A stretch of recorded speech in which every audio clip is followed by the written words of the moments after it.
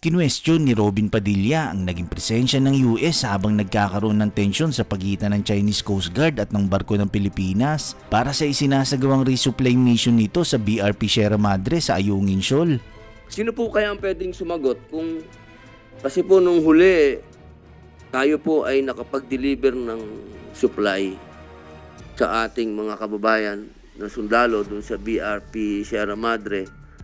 At bagamat nandun pa rin po yung mga dayuhan na paikot-ikot doon, paharang-harang, pero nakita po ang presence ng US Navy, yung kanilang eroplano. Totoo po ba ito? Nandun po ba talaga ang US Navy, palipad-lipad doon? Yes, sir. We acknowledge, sir, yung presence ng Poseidon aircraft during the first and the second RORE. I think it's coordinated, sir, sa AFP under the framework ng MDB-SEB yun, sir. Okay, Chairman, may tanong ko lang po kasi US Navy, armed forces na po nila ito, di ba? Ng Amerika. Yung ating po, yung gamit ng dayuhan ay Coast Guard. Wala po ba tayong nababiolate doon? Na ang Coast Guard po kasi parang civilian din naman yan in nature. Tapos tayo, meron na tayong, ina-accept po natin na meron na tayong armed forces doon ng US at Philippine Armed Forces na nandun sa paligid. Sir, yung activity po ng Chinese Coast Guard doon, yun po yung illegal. Yung pong presence ng US military at saka ng Coast Guard and Philippine military doon sa exclusive economic zone natin is within our right po. Meron po tayong MDT. Wala pong question doon, Chairman. Wala pong question doon kung sino yung illegal doon. Ano ang sinasabo po natin sa Act of War.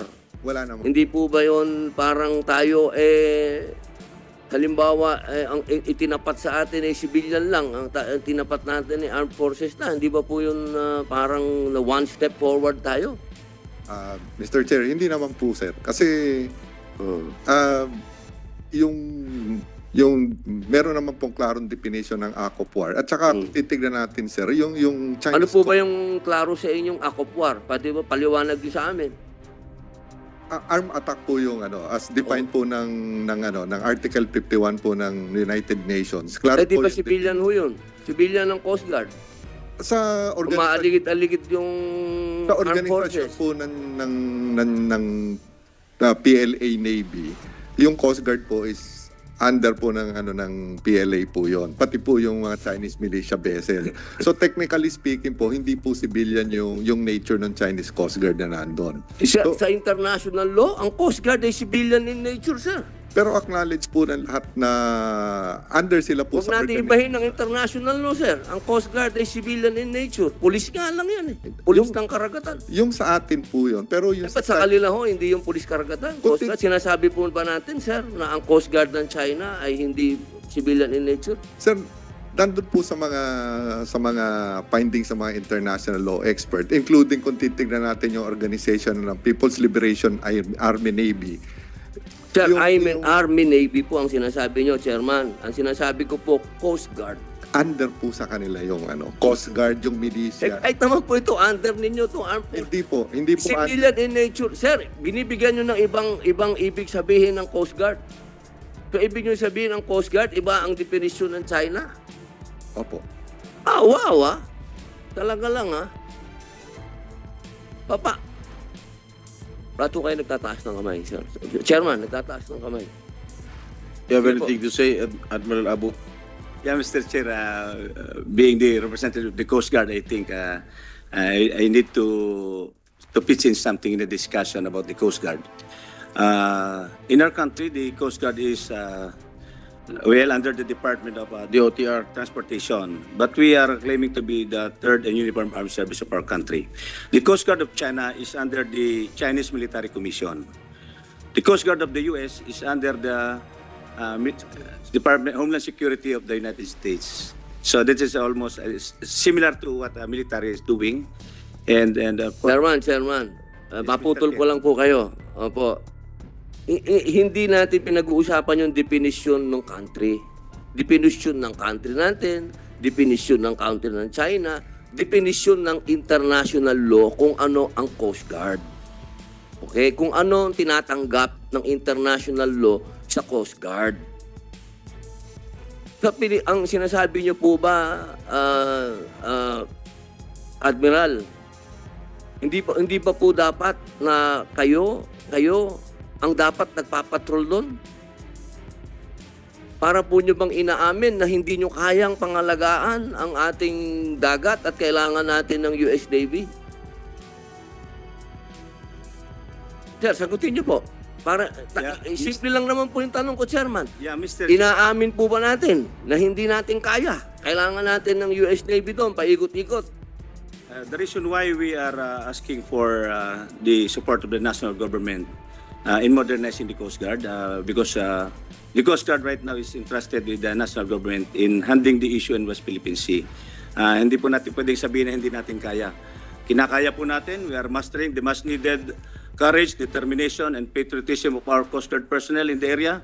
The reason why we are facing even the biggest among the ships of China Coast Guard, direct China natin.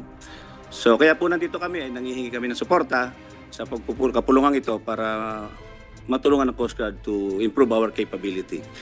Now, in terms of, may I add, Mr. Chair, in terms of the definition of the Coast Guard based on international law, there is no exact and precise definition that the Coast Guard is not, is a civilian.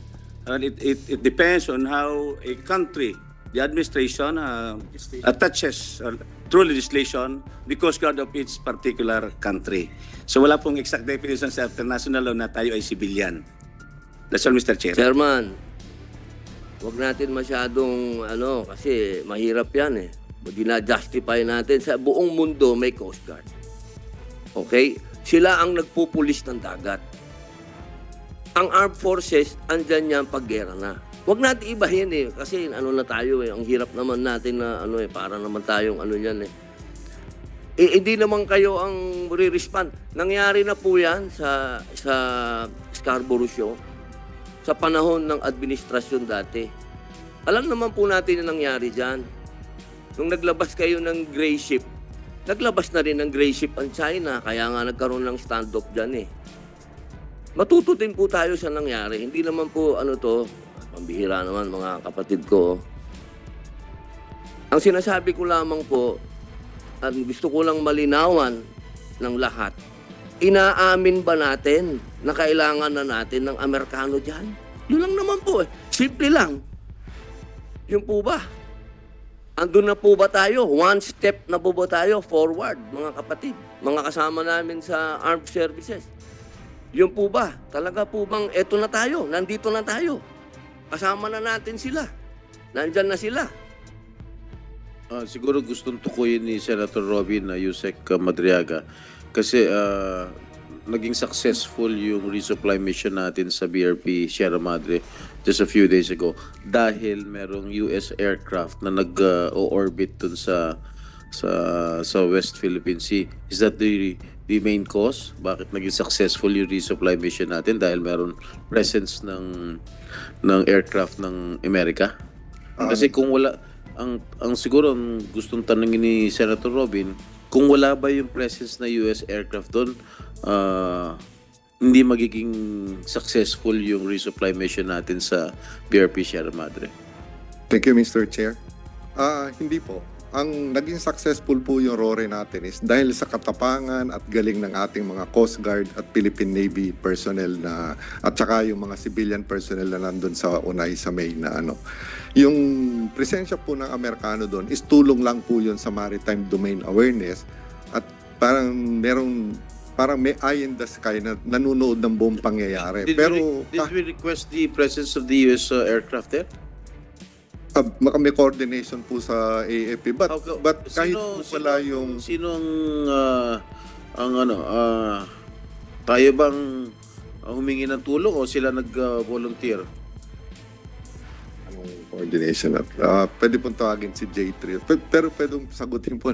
Sir, wala po tayong inaamin at hindi po tayo aamin na hindi natin kaya ang trabaho. Medyo may Amerikano o sinong ibang bansa po kaya po ng Philippine Navy, kaya ng Philippine Coast Guard po yan. Hindi po tayo susuko dyan kaya may Amerikano o wala. Hindi po tayo aamin na hindi natin po kaya. Kakayanin po natin kahit ano po yung gamit natin. Yan lang po yung gusto namin i-manifest dito sa... Chairman, patutunayan ko po yun dahil ako hindi naman ako Coast Guard, hindi din naman ako, civilian lang ako, pero nakapagdala ako ng supply doon sa iyo. Opo, yun lamang po. Kailangan lang po nating linawin talaga kung bakit may Amerikano doon.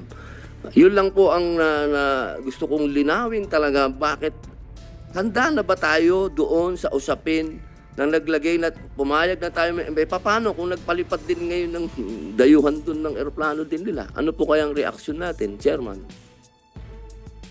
Ano po ang magiging reaksyon natin kapag sila naman ang nagpalipad na doon, nagpaliparan na sila doon? Tayo na po naipit sa gitna. Yun lamang po, Chairman. Kasi kung tayo lang po, kaya natin, sir. Kayang-kaya po natin. Nandun ako eh. Nakita ko, sir eh. Kasama ko kayo. Nakapag-deliver ako ng supply doon.